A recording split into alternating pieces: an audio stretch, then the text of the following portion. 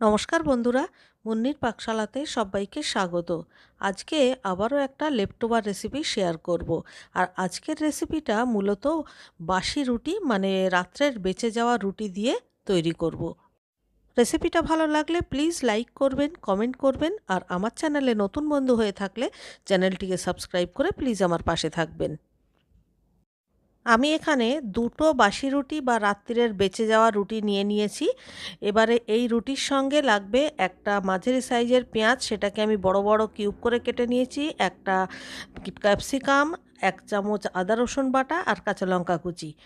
এবার প্রথমে এই রুটি দুটোকে খুব ছোট ছোট টুকরো করে ছিঁড়ে নেব। এটা হাত দিয়েও করা যেতে পারে, আবার চাইলে কাঁচি দিয়ে কেটে নেওয়া যেতে পারে।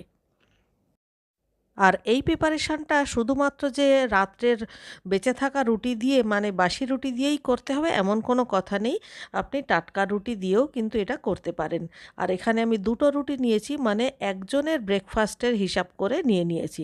তো দেখুন রুটিগুলো কিন্তু আমি বেশ ছোট ছোট করে মানে ছিঁড়ে নিয়েছি। এইবারে সরাসরি রান্নায় চলে যাচ্ছি। এবারে গ্যাসে কড়াই বসিয়ে দিয়ে অল্প করে সাদা তেল দিলাম, মানে 1 চামচ মতো। তেল গরম হয়ে গেলে সামান্য একটু জিরে ফোড়ন দিয়ে দিলাম। এবারে এর মধ্যে যে আদা রসুন বাটাটা নিয়েছি সেটা দিয়ে দিলাম। 1 মিনিট মতো একটু নাড়াচাড়া করে নিয়ে এর মধ্যে কাঁচা লঙ্কা কুচি দিয়ে দিতে হবে। কাঁচা লঙ্কা কুচিটাও একটু নাড়াচাড়া করে নিতে হবে। যখন সুন্দর একটা গন্ধ বেরোবে তার মধ্যে ওই কেটে রাখা পেঁয়াজগুলো প্রথমে দিয়ে দিতে হবে। খুব বেশিক্ষণ ধরে নাড়াচাড়া করব না, মোটামুটি 1 থেকে 1.5 মিনিট মতো পেঁয়াজটা নাড়াচাড়া করব। একটু যখন পেঁয়াজের কালারটা চেঞ্জ হয়ে আসবে তখনই কেটে রাখা ক্যাপসিকাম দিয়ে দিতে হবে। এইবারে সমস্ত কিছু খুব ভালো করে ভাজতে হবে। তবে ক্যাপসিকামের রং কিন্তু নষ্ট হতে দেব না। মোটামুটি ক্যাপসিকামগুলো একটু ক্রাঞ্চি মতো থাকবে আর পেঁয়াজটাও মোটামুটি একটু মানে শক্ত শক্ত থাকবে।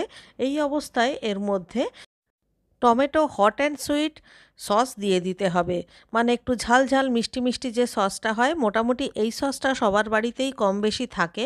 একটু ঝাল ঝাল মিষ্টি মিষ্টি যে সসটা সেটা দিয়ে দিলাম, খানিকক্ষণ নাড়াচাড়া করলাম, করে এবারে টুকরো করে রাখা রুটিগুলোকে এর মধ্যে দিয়ে দিলাম। এইবারে এর মধ্যে খুব ভালো করে নাড়াচাড়া করে নিতে হবে। আর অন্য কোনো সস যদি আপনাদের কাছে থাকে সেটা দিতে পারেন। এমনিতেও এটা খেতে খুবই ভালো লাগে, তবুও আমার কাছে পিৎজা পাস্তা সস ছিল, তো আমি একটু পিৎজা পাস্তা সস উপর থেকে দিয়ে দেব। 1 থেকে 1.5 চামচ আন্দাজ পিৎজা পাস্তা সস দিয়ে দিলাম। এবারে আবারও খুব ভালো করে নাড়াচাড়া করে দিতে হবে, এবং যাতে করে সমস্ত রুটির গায়ে মশলা এবং সস লেগে যায় সেটা দেখে নিতে হবে। এইভাবে মোটামুটি 1 মিনিট মতো নাড়াচাড়া করলেই কিন্তু আমাদের বাসি রুটি দিয়ে স্পেশাল রেসিপি তৈরি। খুব সাধারণ এবং খুবই সহজ, অথচ খুবই টেস্টি এই রেসিপিটা আপনারাও বাড়িতে এইভাবে তৈরি করুন। দেখবেন বাচ্চা থেকে বড় সবাই পছন্দ করবে। পরিবেশনের সময় আবারও উপর থেকে একটু টমেটো হট অ্যান্ড সুইট দিয়ে পরিবেশন করুন। দেখবেন খেতেও ভালো লাগবে আর দেখতেও ভালো লাগবে। ভিডিওটা শেষ পর্যন্ত দেখার জন্য অনেক অনেক ধন্যবাদ। দেখা হচ্ছে পরবর্তী ভিডিওতে। ততক্ষণের জন্য সবাই ভালো থাকবেন, সুস্থ থাকবেন।